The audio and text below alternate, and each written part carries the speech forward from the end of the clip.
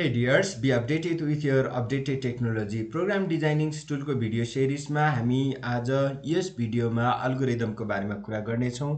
Algorithm के हो, यसको लागि के चाहिन्छ, हैन, गाइडलाइन्सहरु के हुन्, सम्पूर्ण कुराहरु हामी डिस्कस गर्नेछौँ। पहिला सुरुमा जाउँ, यो एउटा टुल्स हो, मेथड हो, जहाँनिर हामीले प्रोग्रामरले स्पेशली इम्प्लिमेन्ट गर्नै पर्ने हुन्छ र यो एउटा प्रोपर प्लान हो। हैन, हामीले डिफ्रेन्ट एक्टिभिटिज कुनै प्रब्लम सल्भ गर्नको लागि इन्स्ट्रक्सन्सहरु बनाउँछौँ, एक्टिभिटिजहरु बनाउँछौँ। त्यो सम्पूर्ण एक्टिभिटिजलाई सिक्वेन्शियल अर्डरमा लेख्ने कामलाई हामीले अल्गोरिदम भन्छौँ। So sequential series of instruction भनिन्छ अल्गोरिदम, है। एउटा प्रोपर प्लान हो र यसको लागि गाइडलाइन्स अर्थात् यो लेख्दाखेरि के चाहिन्छ र त्यसको प्रोपर्टिजहरु, क्यारेक्टरिस्टिक्सहरु के हुन् त्यसमा कुरा गरौँ। जस्तै यो फाइनाइटनेस भनेको यसमा हाम्रो फाइनाइट नम्बर्स अफ इन्स्ट्रक्सन हुन्छ। भन्न खोजेको कस्तो भने फिक्स स्टेप्सहरु हुन्छ। मैले यो गर्छु, यसपछि यो गर्छु, यसपछि यो, यसमा स्टार्ट र स्टप दुईटै डिफाइन गरिएको हुन्छ। है, त्यो बीचमा हाम्रो इन्स्ट्रक्सन्सहरु लेखिएको हुन्छ। हामीले कुनै पनि एक्स्ट्रा जस्तै यस्तो भयो भने म यो पनि थपिदिन्छु, यो पनि थपिदिन्छु, त्यसरी थप्न पाइँदैन बीचमा। जस्तै सिम्पल इन्ट्रेस्टको अघि कुरा गरेको थिएँ मैले योभन्दा पहिलाको भिडियोमा, त्यसमा भयो या कुनै तपाईले तीनटा नम्बर लिनुभयो, त्यसलाई फर्स्ट नम्बर कुन हो या ग्रेटर नम्बर कुन हो र स्मलेस्ट नम्बर कुन हो त्यसरी चेक गर्नुपर्ने छ भने हामीले अब त्यसलाई एनालाइज गर्नुपर्छ। त्यसपछि एउटालाई हामीले यो गर्छौँ, फेरि अर्को एनालाइज गर्नुपर्छ र अनि त्यसपछि अर्कोलाई प्रेजेन्ट गर्छौँ, हैन। त्यति स्टेप भइसकेपछि सक्यो, हैन। सो फाइनाइटनेस हुन्छ र अर्को कुरा यसले यसमा इनपुट हुन्छ, आउटपुट हुन्छ, यसले एटलिस्ट एक्जिक्युटेबल हुन्छ इन्स्ट्रक्सन्सहरु, स्टेप्सहरु। यसले आउटपुट प्रोभाइड गर्नुपर्छ, केही इनपुट्सहरु लिनुपर्ने हुन्छ, प्रोसेस मेथडहरु यसमा इन्क्लुड भएको हुन्छ, अनि त्यसपछि well defined and precise clearly define गरिएको हुनुपर्छ। अर्थात् जस्तै हामी कुनै पनि स्टेप्सहरु, इन्स्ट्रक्सन्सहरु लेख्दैछौँ भने त्यसमा हामीले के गर्दैछौँ, कसरी गर्दैछौँ, त्यो सम्पूर्ण कुराहरु लेख्नै पर्ने हुन्छ। इफेक्टिभनेस, यसले अब जस्तै एक्जिक्युटेबल हुन्छ भनेको थिएँ मैले, एटलिस्ट आउटपुट के दिन्छ, कस्तो टाइपको आउटपुट दिन्छ, इफेक्टिभ हुन्छ। र जस्तै प्रोग्राम डिजाइन गर्दाखेरि या कोड लेख्दाखेरि यसले गाइडलाइन्स प्रोभाइड गर्छ। That is. अनि अर्को कुरा, यो इन्डिपेन्डेन्ट भएको हुनाले पनि हामीलाई पछि गएर सजिलो पनि हुन्छ, या प्रोग्रामरलाई नन प्रोग्रामरलाई दुईटैलाई एक्जिक्युसन गर्न सजिलो हुन्छ। जस्तै मैले यहाँनिर केही एक्जाम्पल्सहरु लिएको छु। जस्तै algorithm to calculate the simple interest गर्नुपर्ने छ भने हाम्रो आउटपुट के हुन्छ त पहिला एनालाइज गर्नुपर्यो, हैन। आउटपुट के हुन्छ हाम्रो? सिम्पल इन्ट्रेस्टको भ्यालु, हैन, एसआई आउटपुट हुन्छ। तर त्यसको लागि के गर्नुपर्यो त पहिला सुरुमा हामीले फर्मुला लेख्नुपर्यो, त्यो फर्मुलामा कन्भर्ट गर्नुपर्यो, हैन। र क्याल्कुलेट गरिसकेपछि र त्यसको लागि त्यो क्याल्कुलेसन गर्नको लागि हामीलाई के चाहियो? भ्यालु त चाहियो नि, इनपुट भ्यालु चाहियो, हैन। सो हो, यसैलाई अब हामीले स्टेप वाइज पहिला सुरुमा त हामीले के गर्छौँ? स्टार्ट गर्छौँ र त्यो भ्यालु लिन्छौँ, हामीलाई चाहिने value. So input, take, principal, rate and time, हामीले त्यो तीनटा भ्यालु लिन्छौँ, त्यसपछि फर्मुलामा लेख्छौँ, क्याल्कुलेट गर्छौँ र त्यसपछि त्यसलाई डिस्प्ले गर्छौँ। र यति हो। अब यसमा हामीले कुनै पनि थप्नु पर्दैन। सी, स्टार्ट र स्टप यहाँनिर हुनैपर्छ। अनि अर्को छ take a number and check whether the number is even or odd. Even or odd भनेपछि अब यहाँनिर हेर्नुहोस् है, कुनै एउटा हामीले नम्बर लियौँ, त्यो नम्बर त पोसिबल, हाम्रो इक्वल पोसिबिलिटी हुन्छ कि त त्यो नम्बर इभन हुन्छ कि त त्यो नम्बर अड हुन्छ। दुईटा आउटपुट आउने भयो इक्वली, त्यो दुईटा मध्ये कुनै एउटा आउटपुट मात्रै आउने भयो। तर हाम्रो प्रोबेबिलिटी त दुईटा देखियो, अघिको सिम्पल इन्ट्रेस्ट मात्रै थियो, सकियो, एउटा मात्रै आउटपुट थियो। कहिलेकाहीँ यसरी दुईटा तीनटा इक्वली प्रोबेबल आउटपुटहरु आउन सक्ने सम्भावना हुन्छ। अब यसको लागि के गर्ने त? एनालाइज गर्नु पर्यो, हैन। चेक गर्नु पर्यो, पहिला सुरुमा क्याल्कुलेसन पनि हुन सक्छ या एनालाइज डाइरेक्टली हुन सक्छ। अब यसमा हामीले एनालाइज गर्नुपर्ने हुन्छ, इट इज डिभिजिबल छ कि छैन, डिभिजिबल बाइ 2।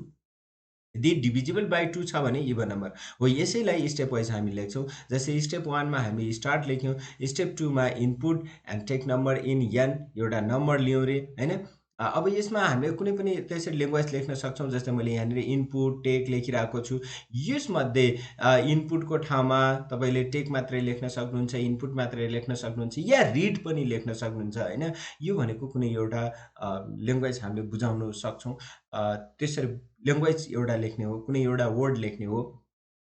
त्यसपछि रिमाइन्डर क्याल्कुलेट गर्ने, रिमाइन्डर क्याल्कुलेट गरिसकेपछि त्यो रिमाइन्डरलाई हामी चेक गर्छौँ weather that reminder is zero, only zero छ, रिमाइन्डर जेरो छ भने यस इट इज इभन नम्बर है। जस्तै हामी यहाँनिर यस गो टु स्टेप 5 भनिरहेको छ, स्टेप 5 मा मैले के लेखेको हुन सक्छु, इभन नम्बर है। जस्तै हेर्नुहोस् है, इभन नम्बर। अनि त्यसपछि यदि नो रिमाइन्डर जेरो छैन, नो को मतलब है, if no remainder is not zero, यदि जेरो छैन भने हामी के लेख्न सक्छौँ, डिस्प्ले एन इज अड, त्यो नम्बर अड हो है भन्न सक्छौँ है। या यसलाई मैले यसरी step go to step 5 go to step 6 लेख्नुभन्दा मैले यसलाई त्यही यस आयो भने त्यतिखेरै डिस्प्ले भनेर लेख्न सक्छु। हेर्नुहोस् है, यसरी हामीले यसरी पनि लेख्न सक्छौँ।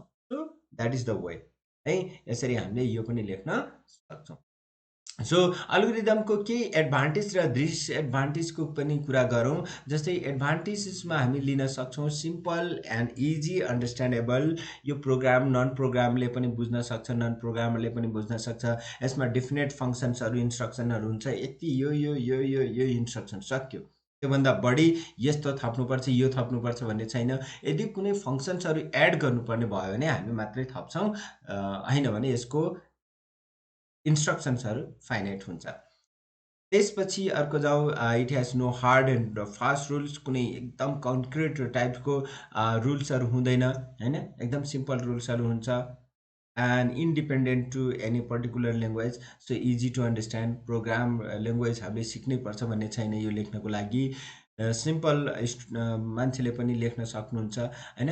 अनि अर्को कुरा, यसले प्रोग्राममा के चाहिन्छ भन्ने कुरा उसले लिस्ट आउट गरिदिन्छ, गाइडलाइन्स प्रोभाइड गरिदिन्छ, लजिकहरू कस्तो कस्तो आइरहेछ त्यो लजिक डेभलप गरिदिन्छ। जस्तै कुनै पनि प्रोग्राम, त्यो अल्गोरिदम लेख्नुको फाइदा चाहिँ एकदम धेरै छ है। हामीले अल्दो यो लेख्दाखेरि जस्तै हामीले सर्ट, यसको डिसएडभान्टेजको कुरा गरौँ, सर्ट प्रोग्रामहरू लेख्दैछौँ भने हाम्रो यो टाइम कन्ज्युमिङ मात्रै देखिन्छ होइन। सर्ट प्रोग्राम त यत्तिकै पनि हाम्रो माइन्डमा क्लिक भइराखेको हुन्छ र त्यो स्टेप हाम्रो माइन्डमा आइसकेको हुन्छ, हामीले लेखिराख्नु पर्दैन। तर ठुल्ठुला अलिकति कम्प्लिकेटेड कम्प्लेक्स टाइपको प्रोग्रामहरू लेख्नुपर्ने छ भने हामीले त्यो इन्स्ट्रक्सन्सहरू बिर्सिन सक्छौँ, त्यो स्टेप बिर्सिन सक्छौँ, जसले गर्दा अल्गोरिदम भयो भने त्यो हामीलाई सम्झाइरहेको छ, गाइडलाइन्सको रूपमा काम गर्छ। It is difficult to translate program into language, हो यो इन्डिपेन्डेन्ट भएको हुनाले त्यो पर्टिकुलर ल्याङ्ग्वेजमा चाहिँ अलिकति डिफिकल्ट चाहिँ हुन्छ है। जस्तै स्युडोकोड्सको कम्पेरिजन्समा।